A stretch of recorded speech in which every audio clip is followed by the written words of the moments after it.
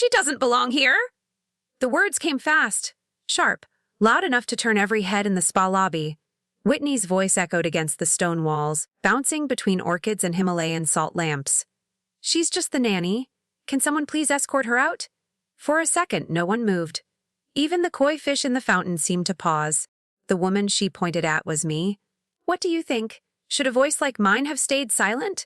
Earlier that day, I had been invited, by my own son, to join this 3-generation healing weekend. I packed light. One small suitcase, one pair of old sandals. I didn't expect much. Just a few calm days with Isla, my granddaughter, some warmth.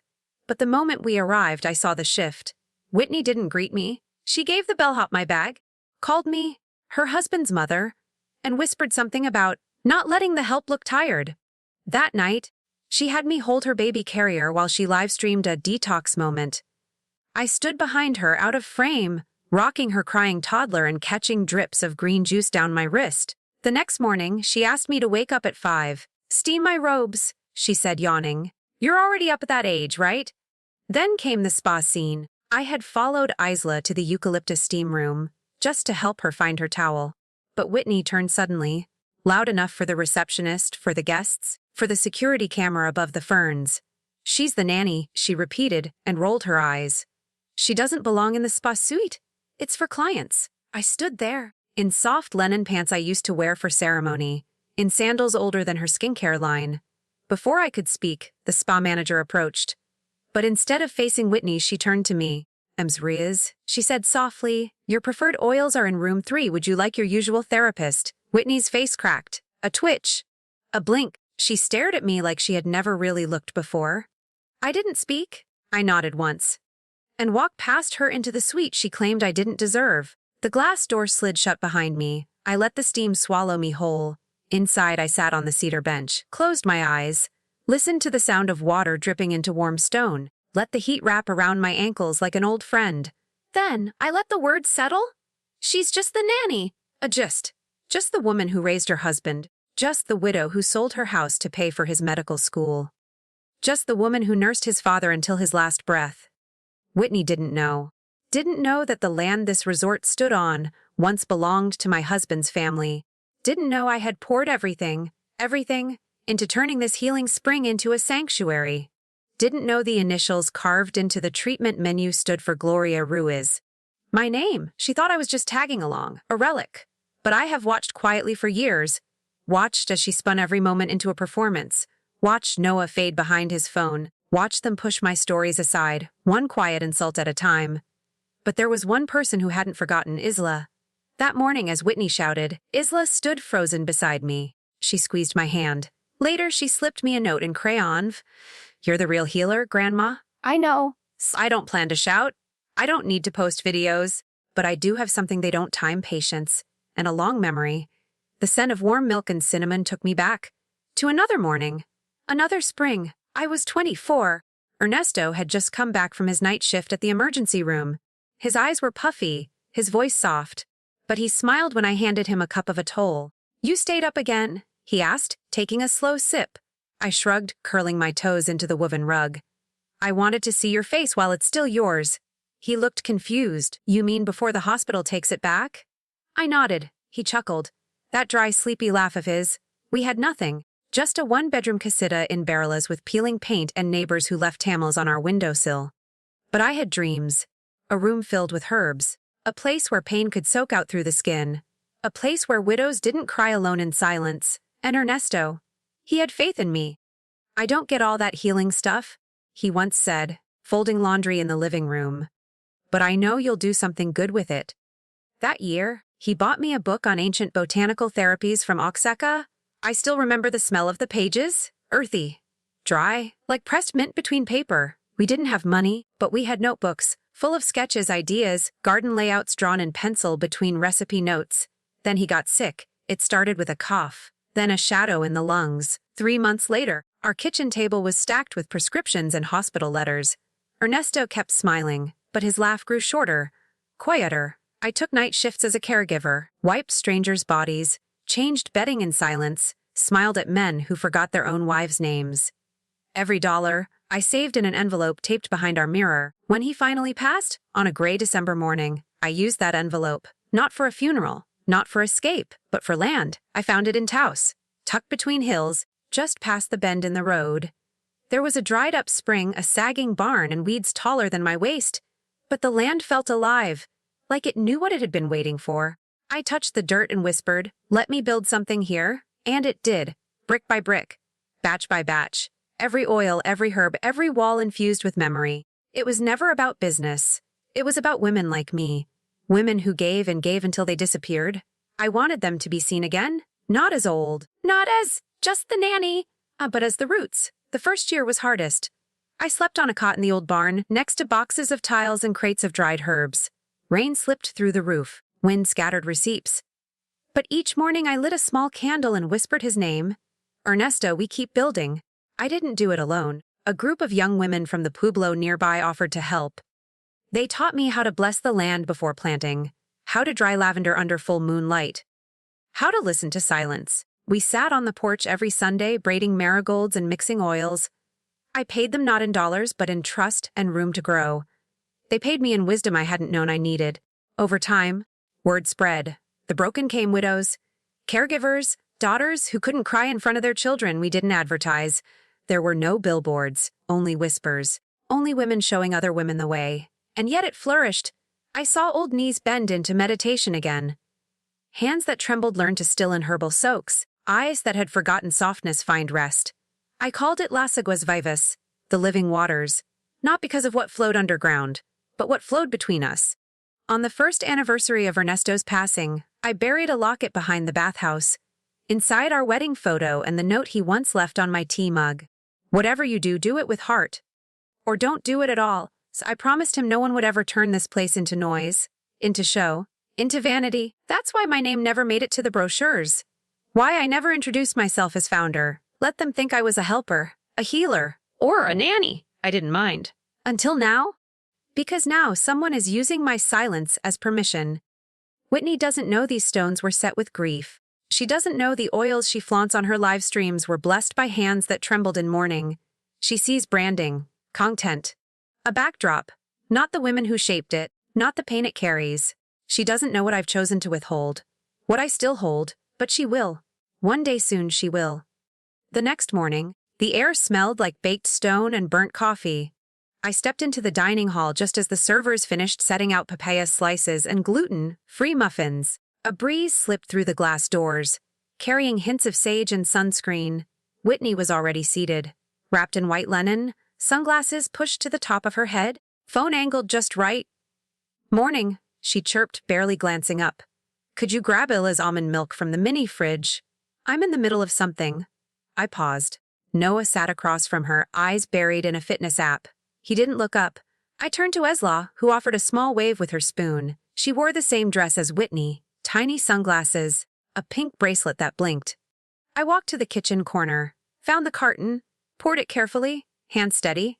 "Thanks," Whitney said as I set it beside Isla. "You've always been helpful." I sat down at the far end of the table. My plate had already been cleared. No muffin, no tea, just silence between bites. Whitney tapped her phone again. "So I was thinking, maybe Grandma could help fold laundry later? Housekeeping's short today. Just a few towels." She said it lightly, like a joke, but no one laughed. Noah coughed. "Whit, maybe we could." She cut him off. "Just saying. She's good with her hands." I looked down at my palms, calloused from years of grinding roots, kneading oils, lifting bricks. She had no idea what these hands had done. Isla finished her cereal, climbed into the seat next to me. "Grandma," she whispered, "want to come see the fish again after breakfast?" And I smiled. A small thing. A real thing. "Of course." Whitney's voice floated again. "Oh, you should have seen the spa comments. Some lady thought my skin looked tired. Like, girl, it's the lighting, not me." Anoa chuckled politely. Still didn't meet my eyes. I stood up, gathered my napkin, folded it twice. My chair scraped gently against the tile. "Oh," Whitney called. "Can you tell front desk I'll need my massage moved to noon? They listen better to you somehow." I didn't answer, just kept walking. Behind me, her laughter rose. Not cruel, not loud, just thoughtless.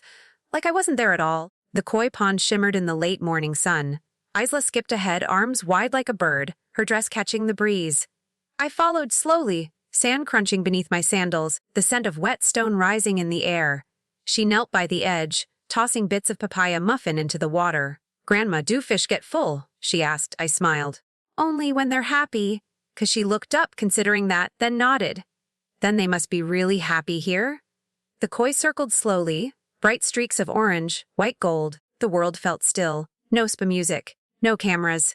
Just the sound of fish brushing the surface and birds trading gossip from the sycamores. I sat beside her on the wooden bench. My knees creaked. The bench was warm from sun. Isla leaned against me, cheek on my arm. "I wish you lived with us," she said quietly. I didn't reply. Instead, I watched the ripples move outward and wondered how many women like me had sat by ponds like this, swallowing whole the things they'd never say.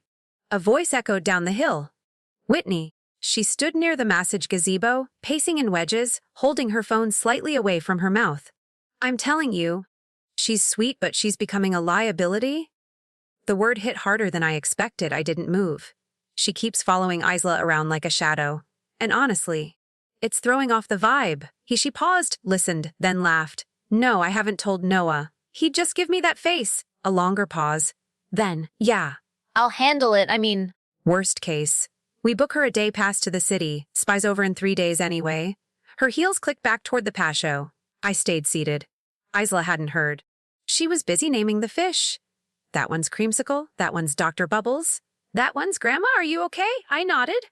"Too fast? Just a little tired." "Love," she slipped her hand into mine. Warm, still sticky from muffin crumbs. "I'll stay with you then." I wanted to speak, but the words stuck in my chest. Not from fear, just something older, heavier. The kind of silence you grow used to when no one asks what you feel. I watched the light ripple over the water. Inside me, something old stirred. A small flame. The kind that had burned low for years. Not rage, but memory. The memory of every room I stood in unseen. Every gesture I gave that went unthanked. I pressed my lips together. Closed my eyes. I heard Whitney's voice again in my mind. "She's sweet, but..." I exhaled slowly. "I have been sweet. I have been quiet. But I have never been weak." The sun pressed down. The water glimmered.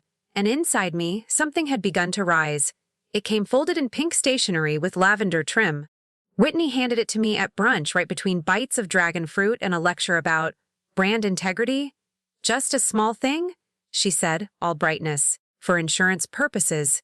Standard protocol for the spay." She didn't look me in the eye. Noah sat beside her, buttering toast with slow, mechanical strokes. I unfolded the paper. The top read: "Limited Liability Transfer Waiver on Sate Wellness Participants," a long title for something that reeked of trouble. "This is just a formality," Whitney said quickly, sipping her mimosa. "You know, in case someone trips over eucalyptus oil or whatever." I skimmed the first paragraph. Clause 30. "Permits non-employee participants to relinquish rights over active, use space and physical contributions within the business property." My stomach shifted. I glanced down the table. No one else had a form. No one else was reading. Only me? The paper smelled faintly of perfumed citrus and clean linen. Pretty, harmless, but it burned in my hands. I looked up. Whitney tilted her head, still smiling. "It helps with licensing. Just sign at the bottom. There's a pen in the welcome basket." I didn't move. Across from me, Noah cleared his throat. His eyes met mine for a second, then dropped back to his plate. He knew, or at least suspected. "I'll take it back to my room," I said. "I like to read things slowly." Whitney shrugged. "Sure. It's not like it's a big deal. But yeah, of course. Totally." She turned to Isla. "Sweetie, don't forget your yoga towel. And smile more for the group photo later, okay? You're the face of calm." I folded the paper again. My hands felt warm, but not from the sun. Something was wrong. Something behind the sugary tone. The legalese hidden in lavender ink. Whitney thought I wouldn't notice. Or worse, she thought I'd be too polite to care. I sat quietly through the rest of brunch. Noah mumbled something about needing to call the clinic. Whitney scrolled through her camera roll. I watched her reflection in the water glass, still, sharp, refracted. Afterward, I slipped away. Back to my room. The air was cooler inside. Shadows stretched long across the tile floor. I laid the form flat on the desk. Read each line again. The words grew heavier the closer I got to the signature box. This wasn't about insurance. It was about erasure, about separating me from the very stones I placed by hand. I reached for my reading glasses. My hands trembled. not from age, from fury laced with sorrow. They thought I was fading, but I was beginning to see with painful clarity. Someone was trying to make sure I disappeared. The paper sat under the lamp like something alive. It glowed faintly beneath the shade, pink, floral, quiet. But it pulled at something deep in my chest. I hadn't felt that tug in decades. Not since the bank office on Central Avenue, summer of 1981, air conditioning humming too loud, my hands damp against a clipboard. Ernesto had just started his internship. We were renting a 2-room duplex with cracked windows. The clinic offered him a chance to buy in, except his name wasn't strong enough, not on paper. So the man in the suit smiled, leaned across the desk, and said, "If the wife signs too, we can make it work." I was young, eager. I signed. 2 years later, we lost that duplex. The interest rate ballooned. We missed a clause in the 3rd paragraph. Ernesto was crushed. I never told my father, because he had warned me. If they rush you to sign Mija, it's not for you. Anything built on fear or flattery will cost you. That day, I stood outside the bank and ripped the denial letter in half. I remember the paper tearing like it meant something. Now, decades later, here I was again. A woman in her 70s, sitting alone under yellow lamplight, reading paragraphs designed to confuse, told to sign for convenience. I ran my fingers along the page. The texture was too smooth, artificial. Clause 6 authorizes reassignment of rights in perpetuity to designated acting managers and their successors. I closed my eyes, breathed slowly, counted 3 seconds in, 4 seconds out. Outside, the sun was sliding past the peaks. Shadows moved like long fingers across the clay tile. I opened the bottom drawer of the desk, pulled out an old folder, worn, clipped together with a silver pin. Inside, a copy of the land deed for Las Aguas Vivas, the original layout sketches with my signature. A letter from Ernesto, dated 1 month before his death. "Gloria, don't let them wrap your work in pretty words. The work is real. The words are not. Trust yourself." I placed the form Whitney gave me beside the letter. The contrast burned. One was lavender fluff. The other? Truth in Ernesto's crooked handwriting. I sat back in the chair. My back ached, my neck stiff. But my mind was sharp. They wanted me to sign. To give up space? To disappear? Quietly, politely, and I almost, but not this time. I reached for a pen, then stopped. Instead, I wrote one word in the corner of the paper. Pending, I folded it twice, slipped it into my suitcase, beneath the lavender satchel I had carried since Osaka. Then I turned off the lamp. The room darkened slowly, but inside me a light had come back on. By the 3rd day, the silence had changed. It wasn't peaceful anymore. At breakfast, the seats around me stayed empty. Not by chance. Whitney had started inviting her followers, 2 beauty consultants and a clean energy coach, to join the meals. They smiled at me like I was the innkeeper. Not rude, not cruel, just absent. Noah sat at the far end, eyes locked on his phone. When he spoke, it was in polite bursts. "Morning. Sleep okay? Pass the syrup." He never asked about the paper, never mentioned the waiver. I didn't bring it up either. Instead, I watched how Whitney complimented the orange zest in her smoothie, then whispered complaints to the staff. Watched how Isla stayed quiet unless I was close. Watched how guests laughed too hard at jokes that weren't funny. At lunch, Whitney gestured toward me as I entered the garden terrace. "This is Gloria," she said brightly. "She's kind of like our retreat muse. Knows all the earthy stuff." The word hung in the air. Muse, like a painting, or a scent, not a person. A woman nearby clapped politely. I just love the elder vibe. So grounding. I said nothing, only nodded. Later that afternoon, I walked past the administrative wing on the west side of the resort. It used to be a quiet corridor, bare walls, creaky floors. Now it smelled like air freshener and had new door plates. One read Director of Partnerships and Brand Integration. Another, Influencer Relations Suite. I paused, then turned the corner. A voice called behind me, "Ms. Ruiz." I stopped. A young woman in a clay red uniform jogged up. She looked familiar. "It's me, Lisa." "I worked front desk here before." Her smile was too fast, eyes shifting. "I'm just back for the week. Contracted through the new agency?" I nodded. Lisa looked around, then leaned closer. "Just watch your account. They switched systems. Some old records aren't matching." I raised an eyebrow. She backed away. I didn't say anything. "You didn't hear it?" And then she left. I walked the long way back to my bungalow. The sky had shifted, clouds curling low, shadows falling darker along the gravel path. Inside, I opened my notebook. Not the pretty one Whitney had gifted everyone. The old one, brown leather, corner torn. I wrote the date, Then aligned, he front desk system changed. Staff unsure, Lisa returned temporarily. I paused, then added a smiles feel thinner now, no distant, Whitney louder. I closed the book, held it a moment. It felt heavier than usual, not from the pages, from what was beginning to form between them. Something Gloria shaped. And slowly, quietly, I was starting to take up space again. Isla stood at the door of my bungalow with her overnight bag. She looked up at me, holding her favorite stuffed elephant under one arm. Her flip-flops made little slapping sounds on the stone path. Mom said I can't stay. But I want to. I knelt to her level. Did you tell her that? She nodded. She said no. She said it's not on brand. I didn't flinch. Okay, I said gently. Then sit for a few minutes. She dropped the bag, climbed into the hammock beside me. The fabric creaked softly. The wind moved through the pines, light and dry. We watched the sky shift. Isla leaned her head on my shoulder. Grandma, she whispered, do you ever wish we lived in the same house? I waited a moment before answering. I used to. A lot. But now I think I'm exactly where I need to be. She frowned. Even if people are mean. I wrapped my arm around her. The breeze smelled like sage and old wood. Especially then, I said. Footsteps snapped on the gravel. Whitney's voice came sharp, cutting the quiet. There you are. Isla, I told you. This isn't sleepover camp. She stood near the stairs. Phone in one hand, water bottle in the other. Go inside. Grandma needs her rest. Isla didn't move. Whitney's tone rose. Now, Isla. The girl slipped off the hammock without a word. She didn't look back.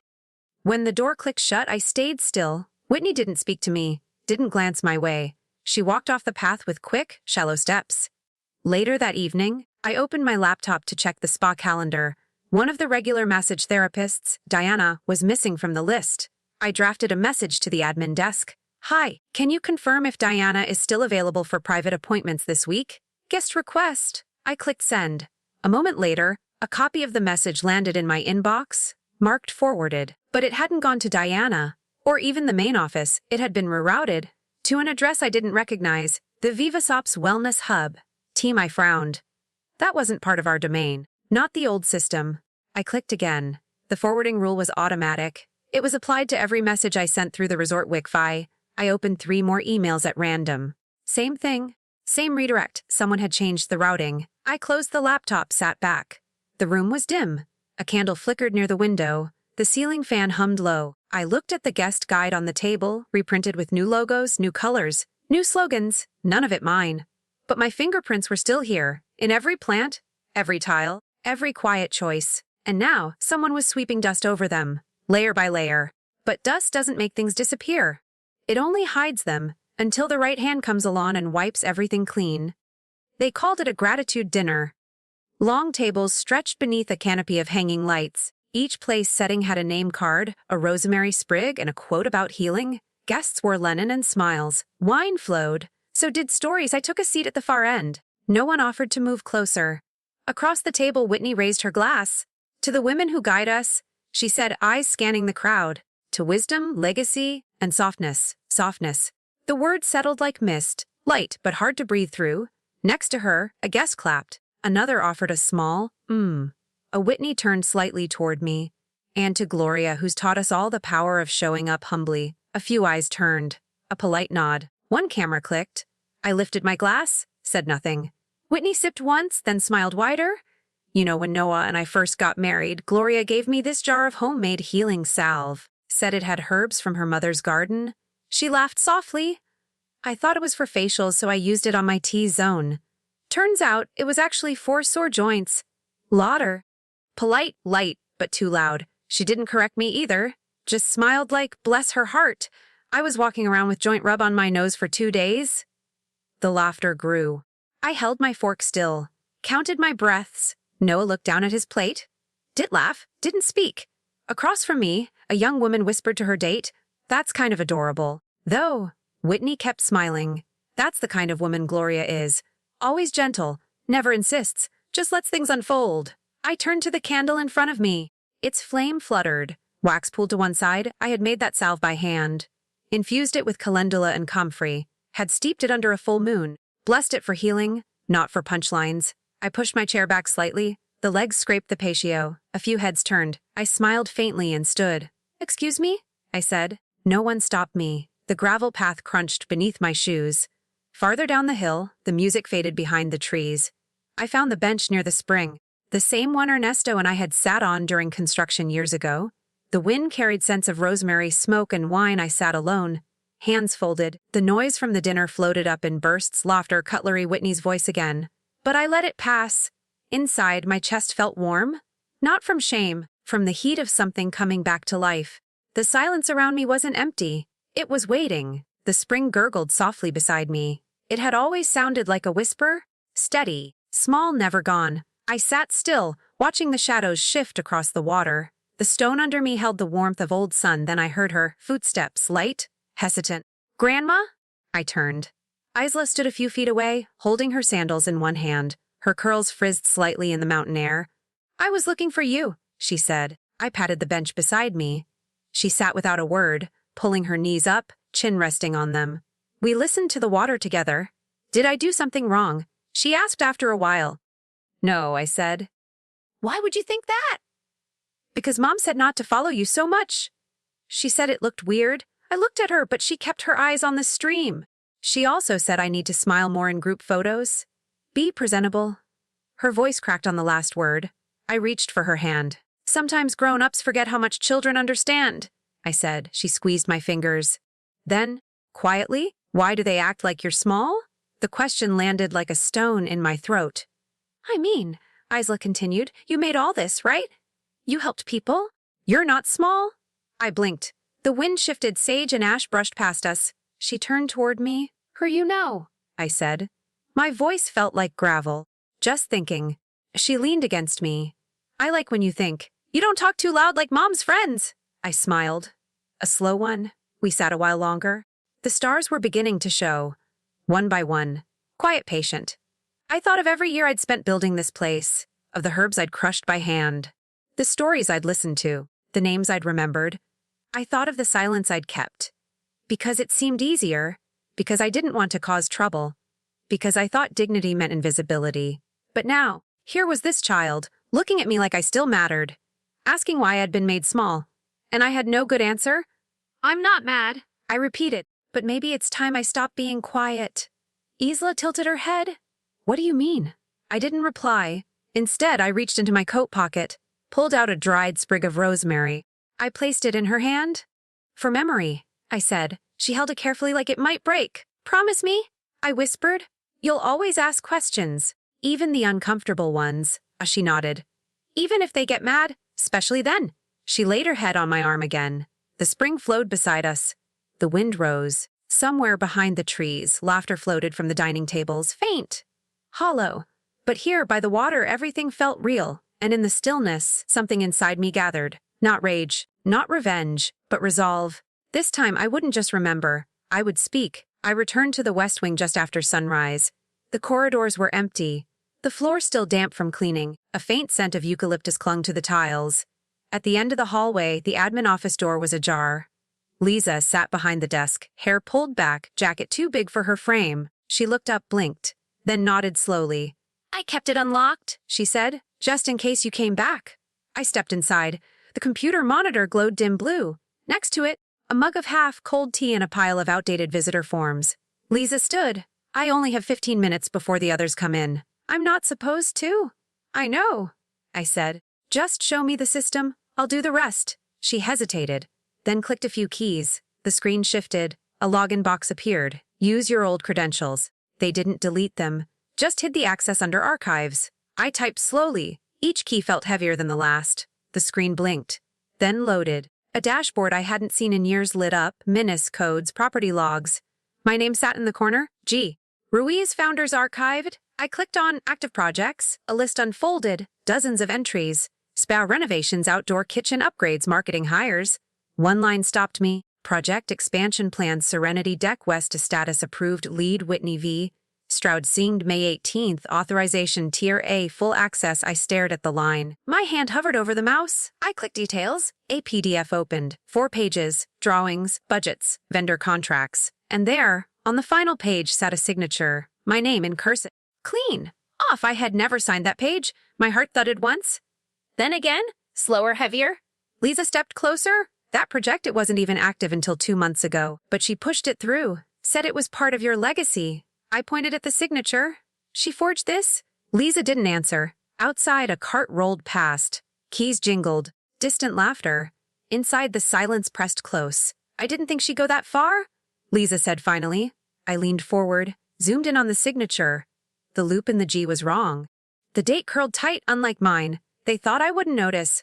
Or worse, they thought I wouldn't be looking. I closed the file. Print this? I said quietly, and send a copy to my private email. Lisa nodded. Use the printer in the break room. No one tracks that one? I turned to her. You've been careful. I try, she said. But she has eyes everywhere. I gave a short nod, then picked up the flash drive she left on the desk. Outside, the wind stirred against the windows. Somewhere up the hill, the dining hall lights blinked on. A new day was beginning, but something had shifted. They had signed in my name, stepped into my legacy with counterfeit grace, and now they would learn I was still watching. I stayed after Lisa left. The hallway outside remained quiet.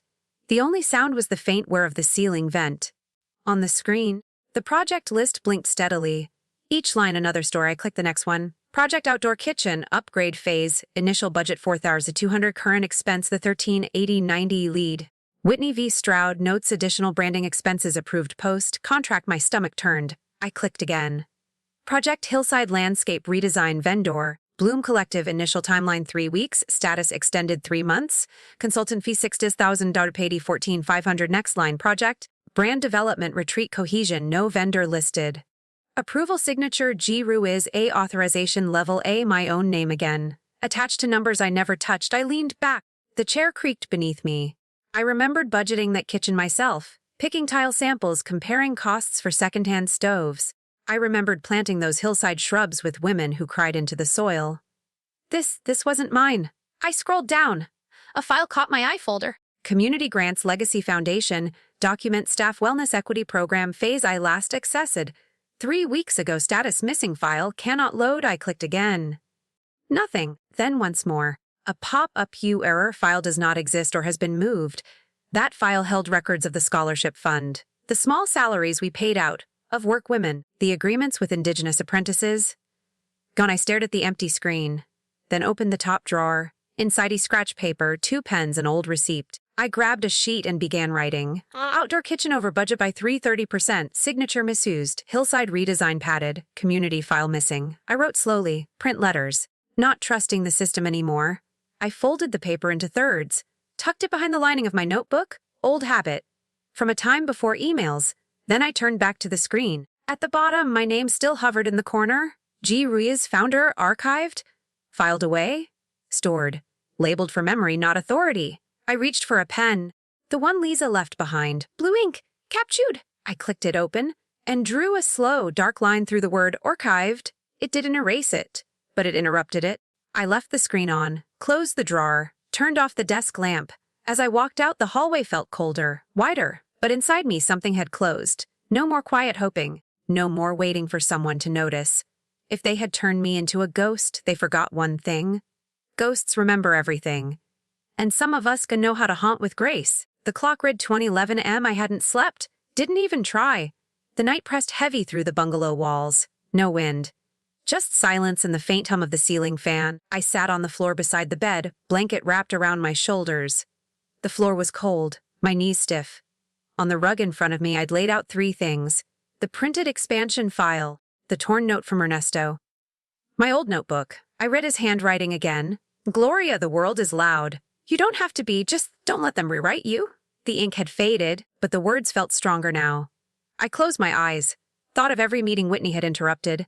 Every time Noah had changed the subject, every quiet swap logo, policy, access. It had been happening for months, maybe years, layer by layer, like dust.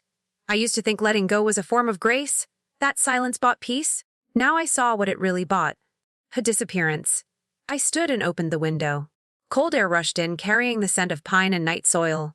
In the courtyard, the lights were out. A paper lantern dangled from a hook, swaying gently. Somewhere uphill, a dog barked once, then silence again. I watched the dark, remembered how I had planted the rosemary hedge alone, pulled rocks by hand, smoothed soil with my palms, no influencers, just grief and stubborn love. And now Now my name was being signed without me. My decisions overwritten. My presence blurred into nostalgia. I pulled the notebook into my lap. Wrote slowly. Thursday night. No sleep. Wind still. File printed. Signature false. Staff unaware. Whitney confident. I paused. Then added F plan forming. I didn't know what the plan would look like yet. But I knew it wouldn't start loud. And it wouldn't look like revenge. It would look like memory. Quiet, steady, precise. Not because I needed power, but because I needed the truth to breathe again. I looked at Ernesto's note one more time, folded it carefully, slipped it back into the lining of my journal. The sky outside was still black, but dawn would come soon. I pulled the blanket tighter, closed the window, sat back on the bed. There would be time for action, for exposure. But first I needed to disappear properly, to become what they thought I already was, invisible, but watching. By morning, I had become someone else. Not new, just quieter, sharper. I smiled through breakfast. Listened to Whitney describe her livestream plans, sunlight, koi pond, gratitude script. While Noah nodded along, eyes still half closed. When she left with her tripod and herbal water, I waited 10 minutes. Then slipped away. The northern wing of the resort curved behind the hillside, hidden from guest view. It smelled of dry wood, citrus cleaner, and dust. I pushed open the storage door. The hinges creaked. The light inside flickered once, then steadied. Metal cabinets lined the wall, each drawer labeled in my handwriting, faint but still there. Operations, vendor contracts, renovation sketches. At the far end, a younger staff member sorted towels into bins. He looked up as I entered. "Oh, hi! You looking for Ms. Whitney's office?" I shook my head. "Just some old records." He smiled. "Gotcha." She said this was all old energy, but you never know. I paused at his words, then turned to him. "Excuse me, who did you think started this resort?" He blinked. "M's Whitney, right? Or her husband's family, I guess." I didn't answer. Didn't scold. Didn't correct. Just nodded once and returned to the files. The top drawer was stuck. I yanked gently, feeling resistance, then it gave. Inside tax folders, water usage logs, guest feedback cards from 2014, I flipped past them. Then saw it. A cardboard file box yellowed at the edges. Labeled in blue ink 2012 founding phase, my handwriting. I lifted it slowly. Dust rose in a soft plume. It smelled of sage and old ink. I opened the lid. Inside sketches, original staff lists, a photo of the first herbal wall, just twine and rosemary back then. At the very bottom, wrapped in parchment, was a rolled map. The original site plan, marked with initials GR. I closed the lid carefully, held it against my chest. The weight of it surprised me, not heavy, just real. I turned to leave. The young man called out, "Need help carrying that?" "No," I said. "It belongs with me?" I walked back toward my room, steps slow and even. Past the spa, where wind chimes clinked faintly. Past the meditation deck, where new branding signs had gone up. Pale pink script on bamboo. Inside my bungalow, I set the box on the table, dusted off the top, then sat. No anger? Not yet, but memory. Clear, rooted, alive. And with it a name they had tried to fade.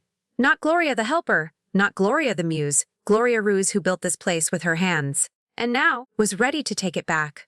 I woke before the birds. No alarm, no noise. Just a quiet pull in my chest, like a string being gently drawn. The room was still dark. Outside, the sky barely hinted blue behind the trees. I dressed slowly. Cotton blouse, old sandals, the ones with worn soles. Today wasn't for show. Today was for truth. The main building sat silent. The lobby light flickered once when I passed.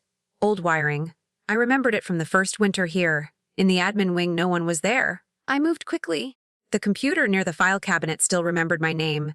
I typed in the passcode, not the one Whitney issued, but mine. The one Ernesto and I had shared. The screen blinked, then opened.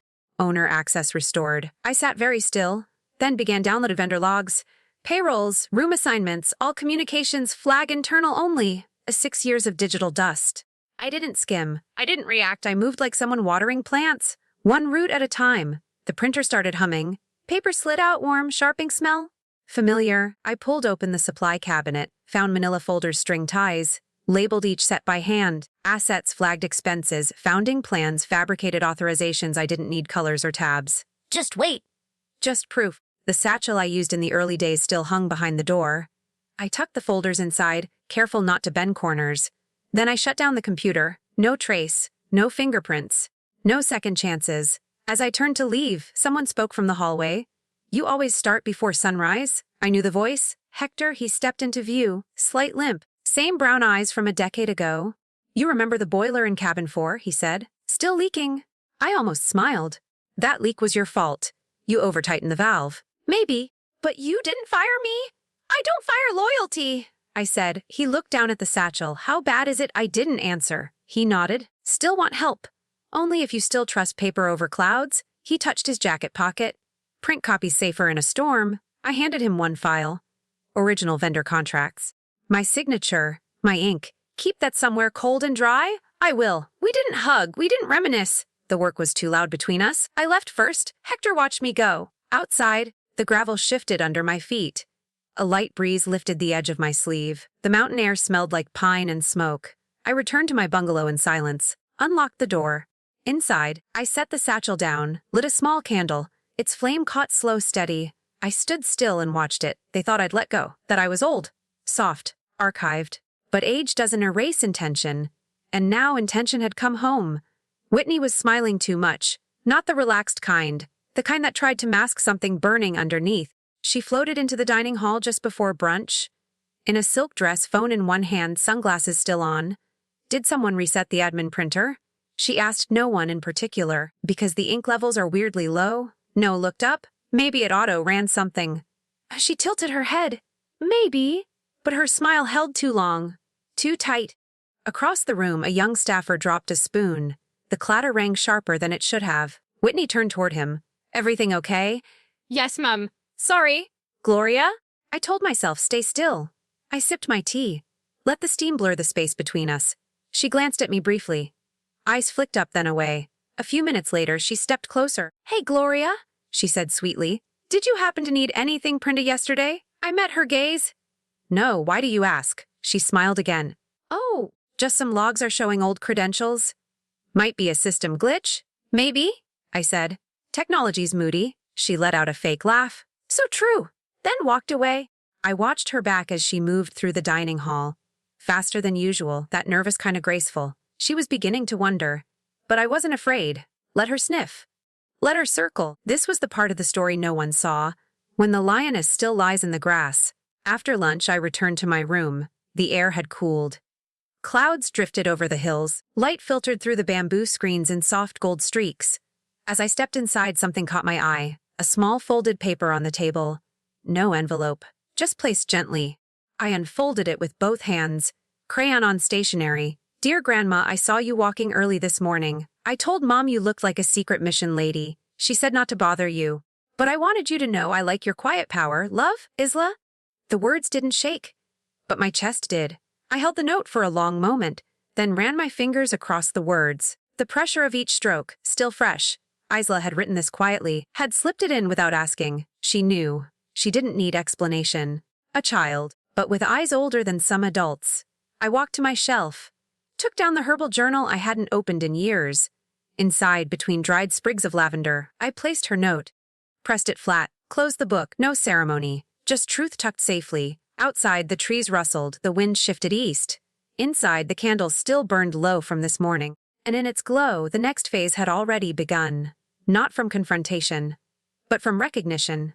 Because even when no one else sees you, one clear gaze can return your name. The chairs were arranged in a circle.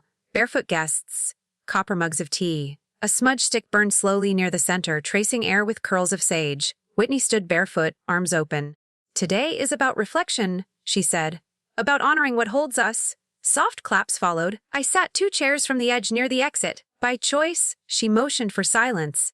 We've had so many powerful moments this week. So much beauty. And none of it would have been possible without the roots beneath us. Then she turned toward me. And Gloria, would you share a few words? Heads turned. I met her eyes. There was a smile there. Polished. Shiny. Not an invitation. A setup. I stood slowly. The floor was warm. The air smelled like pine and lavender oil. I stepped into the circle. Didn't take the talking stick. Just looked at each face. Then began. This place wasn't born from funding, I said. Or from business plans. No reaction yet? It started with grief. I had lost my husband. I had a garden. And silence. Someone shifted. A mug clinked. I used to carry rosemary in my pocket. Just to smell something that stayed. A woman across the circle pressed her fingers to her mouth. I planted every bush with my hands. Some of you sat near them this week. I looked at the center of the circle. The fire had dimmed. still warm. This resort didn't begin as a brand, I said. It began as a place to hold sorrow and turn it into soul silence, not forced, full. Then Isla's small hand slipped into mine. From behind, from nowhere. She didn't say anything, just held on. I turned toward Whitney. She smiled wide again. Thank you, she said brightly. Such wisdom. We're so lucky to have her. A light clapping. A throat cleared. I stepped down. Didn't speak again. The smudge stick hissed quietly. The scent deepened. Whitney moved on, inviting others to share. But her voice had lost its rhythm, and for the first time in days, no one looked at me as the background. They looked as if they'd heard something not meant for a brochure. Just truth. Pressed gently into the floor beneath their feet. By afternoon, the air had a different texture. The sun still hung above the trees, but its warmth felt brittle, like it might snap. Whitney stood near the juice bar, pacing in slow circles. Her phone pressed tightly to her ear. No, check again, she said. Her voice too flat. I want to know who accessed the system yesterday. And which printer? A staffer passed behind her. She turned sharply. Hey, did you see anyone in the admin wing this morning? The young man paused. Looked startled. No, Mom, he said. I was restocking towels? What about yesterday? I don't think so. She narrowed her eyes. You work mornings, don't you? Yes, but? Only in the spa, not admin. He looked down, then walked off too quickly. Whitney stood still for a moment, one hand on her hip, jaw set too tight. In the spa office, Lisa quietly slid open the bottom drawer. Inside, one flash drive, wrapped in a napkin, tucked beside an old hair clip. She removed the print log, then locked the drawer again. Each click of the metal felt louder than usual. She didn't speak. She didn't need to. Elsewhere, I sat by the fountain, peeling slices of papaya for Isla. The stone was warm beneath me. The water smelled faintly of copper and mint. Whitney walked past. Slower this time, she paused near the archway. Our eyes met. Neutral, unhurried. She glanced at Isla, then at my hand holding the fruit. Then smiled too wide, too bright. I'll be in the lodge, she said lightly. Let me know if you need anything. I will. She didn't wait for more. Later in the office, she opened her inbox. New message, subject, founding documents, confirmation copy. She frowned. The sender wasn't familiar. She clicked. A PDF loaded, scanned clear. Original letterhead, original LLC name, dated notarized, signed only by me. Stamped by Ernesto's legal firm, 3 years before Whitney met Noah. Her throat tightened. She clicked forward. Typed quickly. Why wasn't I copied on this submission? Then stared at the screen. A single line glared back from the document footer, filed with New Mexico Community Legal Advocacy, October 12th. Not her firm, not her plan. She stood up too fast. The chair scraped behind her. No one else heard, but I had seen it all from the garden window. The tilt in her spine, the tremor she tried to hide. Outside, the retreat guests wandered past with rosemary sachets in their palms. A few nodded toward me. Thank you for sharing your story, one whispered. It felt real. Rooted, I nodded back. Words weren't needed.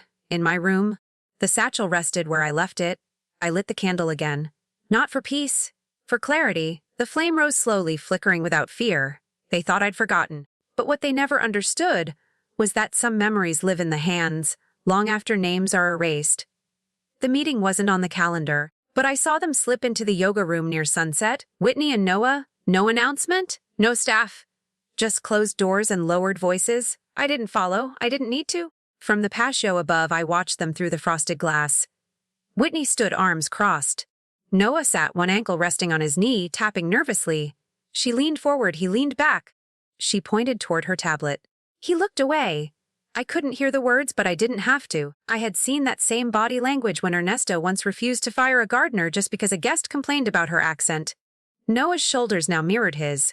Soft, strained, torn. Whitney was speaking fast, her mouth tight. But her eyes flicked to the side too often. She wasn't sure anymore. After 10 minutes, she threw her arms up. Noah said something short, then stood slowly.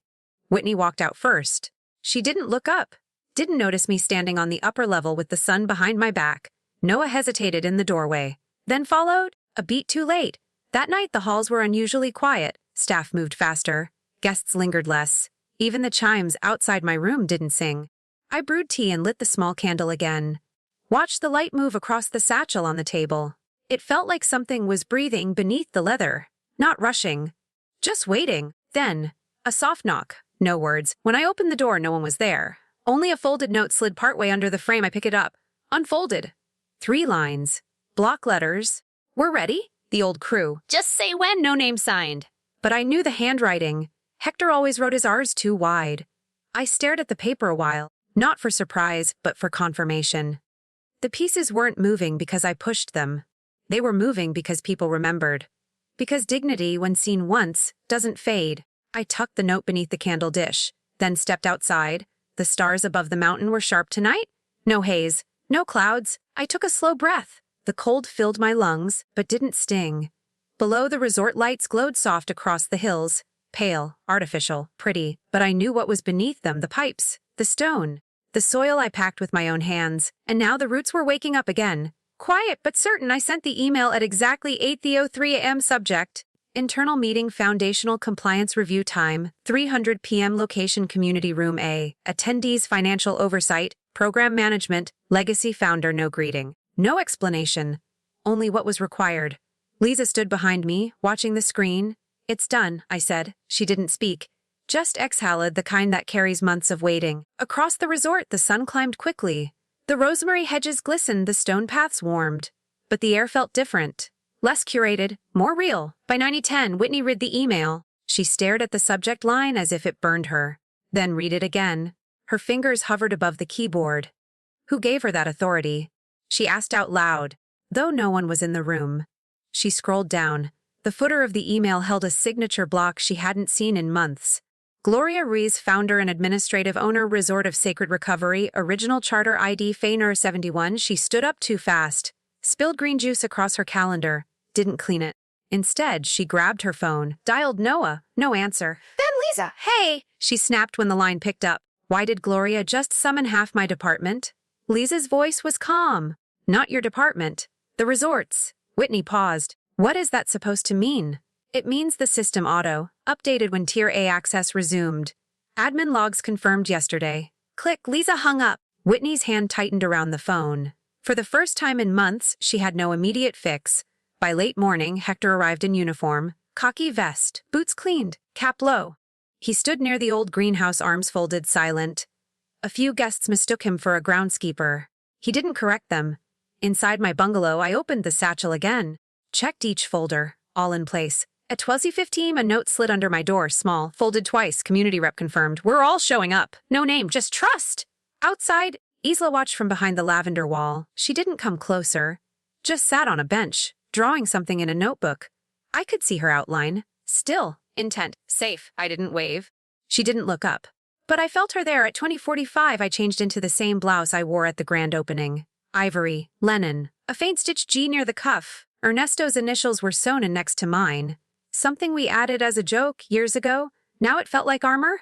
As I stepped outside, the wind shifted. The smell of crushed thyme swept across the courtyard, fresh, unapologetic, and I walked toward the meeting, not as a guest, not as a memory, but as the woman who built the bones and was finally ready to speak from within them.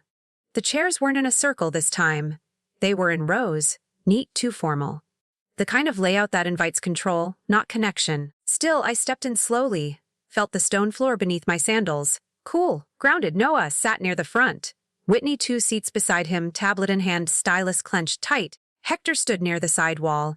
Lisa passed out water, others trickled in finance, wellness, operations. Some I knew, some I didn't. At 3:01 I began. I called this meeting, I said, because silence has grown louder than truth. No slides, no screen. Just the folders from my satchel. I laid the first one on the table. Original contracts, signed, dated, filed. This is where we began. No one spoke. Next folder, expense shifts, highlighted side by side. This is where we were redirected. I let the pages speak. Margins, signatures, discrepancies. Third folder, community agreements, the ones that disappeared from the cloud. These were erased. But not forgotten. I passed copies down the table. Whitney crossed her legs, tapped her pen too hard. This feels like an ambush, she said. Some of these documents aren't current. They're foundational, I replied. Which makes them more permanent than temporary changes? She laughed once. Sharp. No offense, Gloria, but legacy is not the same as leadership. I looked at Noah. He didn't move. Didn't look at her, only studied the pages in his hands. I didn't override your decisions. Whitney pressed on. I simply evolved them, without consent. I asked. She blinked. I had board sign off. The board never saw the erased grants. That landed. Even her mouth went still. I turned to the room. I'm not here to shame anyone, I said. I'm here to ask, do you remember why we started? A woman from Outreach nodded slowly. I remember. My cousin got her first job here? Another voice added, my brother's sober because of the herbal team you funded. One by one heads began to lift. Not loud, just present. Noah cleared his throat. I didn't know the grants were deleted. Whitney looked at him. No, he kept looking at me. Were they? I nodded. Yes. And so were my access rights. Until last week. He closed the folder. Didn't speak again. I reached for the last file. Didn't open it. Just rested my hand on it. This resort was never meant to be sleek, I said. It was meant to hold the messy, the lost, the healing. Whitney leaned back. No fight left in her posture. I stood quietly, looked at every face, then said the only sentence I had written in advance, we heal nothing by hiding it? I gathered my folders, left the room in silence. Outside, the rosemary hedges rustled. A breeze had come through, and with it clearing, the light came early. Soft, pale, like breath over the floorboards. I moved slowly across the room, folded the linen blouse, wrapped the rosemary sachets in my scarf, tucked Ernesto's journal into the satchel. No rush, no noise, just the sound of zippers and drawer slides. Wood meeting wood. I paused at the candle. The wick had burned low, curled into itself. A thread of ash barely holding shape. I didn't relight it, only touched the rim of the dish. Warm. Outside, the mountain fog was lifting. The lavender wall beyond the courtyard began to glow. Then, footsteps. Light running. I turned just as Isla appeared at the door. Hair wild. Still in her sleep shirt, she didn't knock. Just stood there, eyes wide. Are you leaving? I didn't answer right away. Instead, I walked over, crouched low, and took both her hands. Why do you ask that? She blinked. Because you folded your shoes. I smiled. Not wide, just enough. I'm packing. She looked down. You're not mad at Mommy, right? No, sweetheart. Then are you sad? I thought for a moment. Just full, like after dinner? Something like that. She nodded. Sat down cross-legged beside my suitcase. Will I see you next week? Maybe not next week. Next year. Maybe sooner. She looked at me hard, the kind of look children give when they know more than they say, then reached into her pocket, pulled out a pebble. Pink quartz. Smooth. Here, she said. For your pocket. I held it in my palm. Cold at first, then warmer. Thank you. I named it Sturdy. I almost laughed, but didn't. It's a good name. She stood again. Wrapped her arms around my waist. I like your quiet power. I closed my eyes, held her tighter than I meant to, then let go. I like yours too. She ran off without another word, back toward the main path, back to the others. I sat on the edge of the bed, took out Ernesto's journal, opened to a blank page, the first blank one in years, then picked up a pen and breathed. The shuttle left just before 7, no send-off, no farewell breakfast, not even a text. I rolled my satchel down the gravel path. The morning air smelled like sun-warmed pine and brewed chamomile. Birds were louder than usual. Or maybe I was just listening better.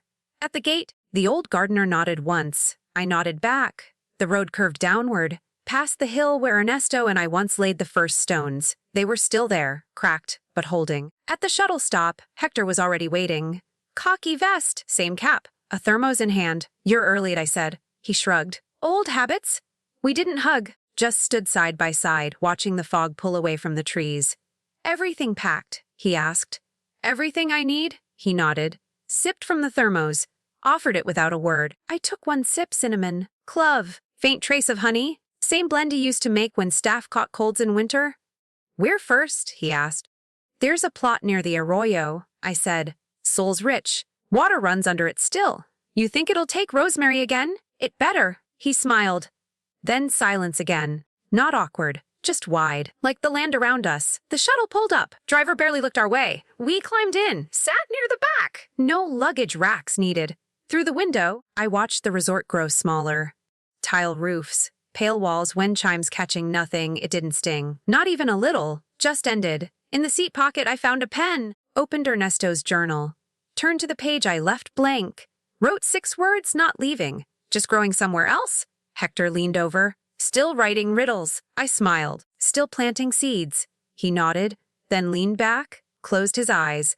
The shuttle curved down the mountain. Sunlight flickered through the pines. Below, a stretch of land waited. Nothing grand, no signs, just soil and space, exactly enough to begin again.